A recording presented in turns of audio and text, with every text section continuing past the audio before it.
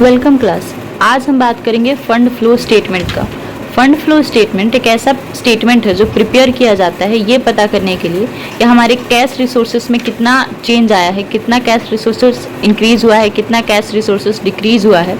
ठीक है, ये एक ऐसा स्टेटमेंट है जो कि बताता है कि करंट एसेट्स और करंट लायबिलिटीज में भी क्या चेंज आया है between the two dates of balance sheet. ठीक है, बैलेंस शीट प्रिपेयर किया जाता है, वो दो डेट्स के बैलेंस शीट में कितना चेंजेज है करंट एसेट्स में, करंट लायबिलिटी में, कैश में, ये सब चेंजेस बताता है फंड फ्लो स्टेटमेंट। ये फाइनेंशियल परफॉर्मेंस भी मेजर करता है कंपनी का।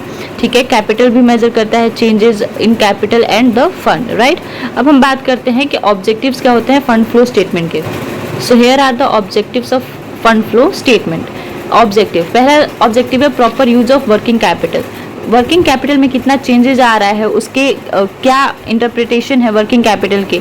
ठीक है, कितना इंक्रीज हो रहा है एसेट, कितना डिक्रीज हो रहा है, ये पता करता है फाइनेंशियल हमारा फंड फ्लो स्टेटमेंट। राइट, दूसरा आता है हेल्पफुल टू गेट लोन। और जब हम फाइनेंशियल स्टेटमेंट प्रिपेयर करते हैं तो वही एक प्रॉपर डाटा मेंटेन करके देता है जो देख के हमारा जो बैंक है, फाइनेंशियल इंस्टीट्यूशंस है, वो हमें लोन प्रोवाइड कराते हैं। राइट, थर्ड है एनालिसिस ऑफ फाइनेंशियल पोजीशन। किसी भी ऑर्गेनाइजेशन का फाइनेंशियल पोजीशन क्या है, मार्केट में वो कितना नंबर ऑफ पे खड़ा है, वो कितना रूल कर रहा है मार्केट को, उसका फाइनेंशियल पोजीशन कितना प्रॉफिट हो रहा है, ये सब पता करते हैं हम फंड फ्लो स्टेटमेंट से। राइट, फोर्थ ऑब्जेक्टिव है preparation of financial planning and budget. ठीक है, फाइनेंशियल प्लानिंग और बजट प्रिपेयर किया जाता है फंड फ्लो के स्टेटमेंट से। ठीक है, और कितना चेंजेस हो रहे हैं ये पता करेंगे तो हमारा फाइनेंशियल जो प्लानिंग है, हम नेक्स्ट जो प्लानिंग करने वाले हैं फाइनेंस से रिलेटेड, वो हम प्लान कर सकते हैं। ठीक है, और उस प्लान के हिसाब से, उस अजम्पशंस के हिसाब से हम बजट प्रिपेयर कर सकते हैं। फिफ्थ जो ऑब्जेक्टिव है वो है हेल्पफुल इन कंपैरेटिव स्टडी।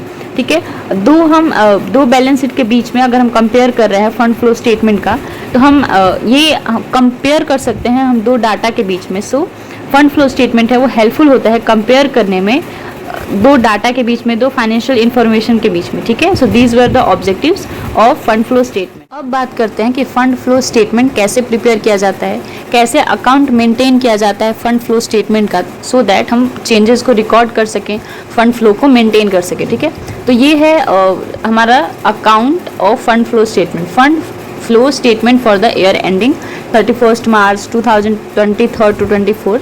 ठीक है, पहला लाइन हम ये लिखते हैं। सेकंड आता है source of funds, amount, application of funds, amount. ठीक है, कहाँ से हमारे ऑर्गेनाइजेशन में फंड्स आया है वो रिकॉर्ड होता है सोर्सेस ऑफ फंड्स। ठीक है, फिर आता है एप्लीकेशन ऑफ फंड्स, जो हमारा सोर्स ऑफ फंड्स आया है वो किस फील्ड में, किस वर्क ऑफ एक्टिविटी में यूटिलाइज हुआ है, अप्लाइड हुआ है, तो वो रिकॉर्ड करते हैं हम एप्लीकेशन ऑफ फंड्स में। Right, so fund from operations, कितना सेल्स से हमारे ऑर्गेनाइजेशन में फंड आया है वो रिकॉर्ड होता है fund from operations.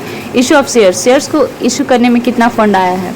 Raising long term loans अगर हम लेते हैं अपने ऑर्गेनाइजेशन के लिए तो कितना लोन ले रहे हैं। फिक्स्ड एसेट को सेल करने पे कितना अमाउंट हमारे ऑर्गेनाइजेशन में आ रहा है।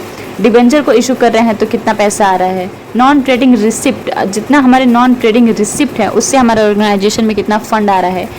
फिर एट द एंड हम पता करते हैं कि डिक्रीज इन वर्किंग कैपिटल और the increase in working capital. ठीक है, ये सोर्स ऑफ फंड्स इधर रिकॉर्ड करते हैं, एप्लीकेशन ऑफ फंड्स इधर। तो जिस साइड हमारा जो टोटल अमाउंट ज़्यादा होगा, अगर इस साइड ज़्यादा होगा, so it would be the decrease in working capital. ठीक है, क्योंकि ये एसेट साइड से, लायबिलिटी साइड से, तो decrease in working capital would be written here and the increase in working capital would be written here. ठीक है, means अगर एसेट्स ज़्यादा होगा तो इधर रिकॉर्ड होगा। सो increase in working capital would be written here and decrease in working capital would be written here. So fund lost in operations, हम sales कर रहे हैं उसमें हमारा कितना फंड लॉस हो गया है, कितना फंड रिटर्न नहीं आया है, so that would be recorded here. Purchase of fixed assets को परचेज करने में कितना फंड का फ्लो हो रहा है। Repayment of long term loan जो हम अपने ऑर्गेनाइजेशन के लिए लेते हैं उसको रिपे कर रहे हैं तो उसमें कितना फंड जा रहा है। रिडम्पशन ऑफ प्रेफरेंस शेयर को रिडेम्पशन करने में कितना फंड जा रहा है। रिडम्पशन ऑफ डिबेंचर हमारा जो मैच्योरिटी डेट के बाद से जो डिबेंचर को जो हम मैच्योर करते हैं तो उसमें कितना फंड जा रहा है। नॉन ट्रेडिंग पेमेंट्स, अगर हम पेमेंट करते हैं तो उसका फंड अप्लाइड हो रहा है, वहाँ पे हमारा जो फंड है उसका यूज़ हमारा हो रहा है नॉन ट्रेडिंग पेमेंट में।